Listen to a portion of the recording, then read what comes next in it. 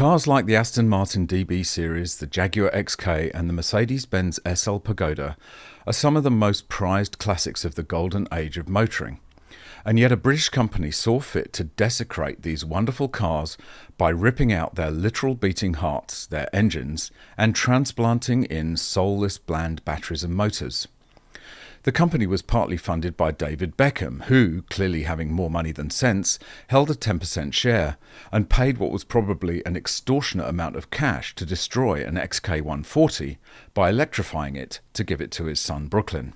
Well, all good things must come to an end, as the commercial arm of Lunaz, which takes perfectly serviceable diesel trucks and turns them into useless milk floats, files for bankruptcy. Let's hope that stops the remainder of the company from wrecking any more classic cars. Welcome back to MGUY, British engineer and lawyer turned Sydney YouTuber with a new haircut. Please be sure to like, share and subscribe, hit the notification bell, drop a comment down below, and don't forget to follow me on Instagram and Twitter X. Lunaz's website proudly shows off a gorgeous Aston Martin DB6 which has been destroyed by ripping out the engine and substituting a battery and a motor. That distant whirring sound you can hear is David Brown spinning in his grave. Let's read some of the flannel from the website. Aston Martin DB6. Lunaz takes extraordinary care in the selection of the marks it chooses to apply its restoration, re-engineering and electrification process to. Only the most beautiful, rare or significant examples of their respective breed are considered. In the case of the Aston Martin DB6, there is no purer or striking evocation of the British Gran Turismo. Each of these cars will represent a truly singular expression of the breed, remastered entirely in the client's image. The introduction of electric Aston Martin DB6 cars to the Lunaz family has been driven by sustained demand from existing clients, as well as the desires of an entirely new classic car buyer. For the first time, they are presented with the powertrain and modern conveniences of today, clothed in a design that speaks of an era when aesthetic purity was the only requirement. As an investor in Lunaz and a huge car enthusiast, I'm delighted to see this new development which completes the company's lineup of British auto icons. I'm proud to be involved with a talented team that is leading the field in creating sustainable solutions. David Beckham, investor. I'm utterly speechless that a company would do something like this. The whole point of a car like the DB6 is that engine and drivetrain, wrapped in the gorgeous lines of the Aston design. Take out the engine and drivetrain and you've got a milk float in a frock. Sacrilege. And it charged like a wounded bull for its products, as this puff piece from 2021 describes, with a Mercedes Pagoda being subjected to the same humiliation. This electrified classic Mercedes will set you back more than £245,000. Lunaz, which makes electric versions of classic cars, is launching an electrified 1960s Mercedes-Benz SL Pagoda. Demand from rich motorists willing to spend hundreds of thousands on electrified versions of classic cars has driven Lunaz to add its first foreign car to its range.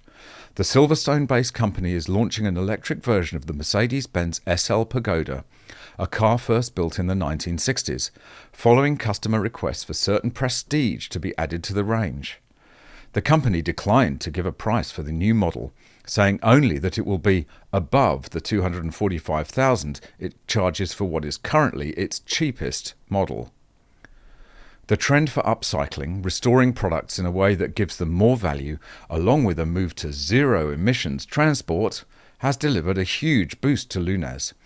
As well as being restored to showroom condition, the classic cars Lunaz works on have proprietary electric drive system installed in place of the existing internal combustion, providing a more reliable drivetrain than the original mechanical workings, which can be half a century old.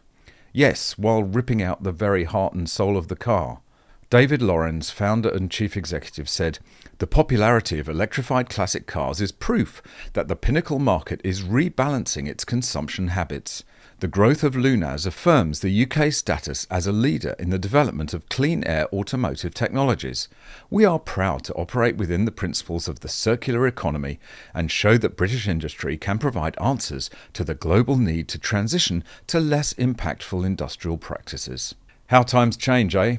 The EV boom of the past few years is over, and the commercial division of Lunaz has now gone bust. Oh dear, how sad, never mind. Oh dear, how sad, never mind. Electric lorry maker backed by David Beckham collapses into administration. Troubled Lunaz Group blames Sunak's decision to delay ban on petrol car sales. An electric vehicle EV startup backed by celebrities including David Beckham and Jack Whitehall has put its commercial arm into administration, blaming the government's decision to delay a ban on petrol car sales.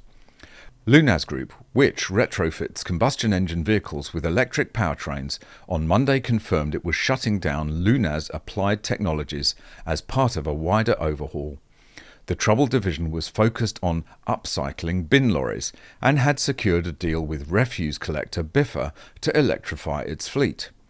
The Silverstone-based company was founded in 2018 by entrepreneur David Lorenz and former Formula One technical director John Hilton, with the business securing investment from Mr. Beckham in 2021. The former England footballer reportedly took a 10% stake, with other investors including Mr. Whitehall, who fronted promotional videos for Lunaz, and the Reuben brothers and the Barclay family, who are the current owners of The Telegraph. Sir Keir Starmer, the Labour leader, also recently visited Lunaz's headquarters and praised it as a world leader in the green clean energy transition. Taking perfectly good diesel trucks and hobbling them with batteries and motors was a bad idea to start with, and it's still a bad idea now, and the market has delivered its verdict. And while it is obviously always sad when a business fails, let's hope it will stop, or at least slow down, Lunaz from destroying any more classic cars.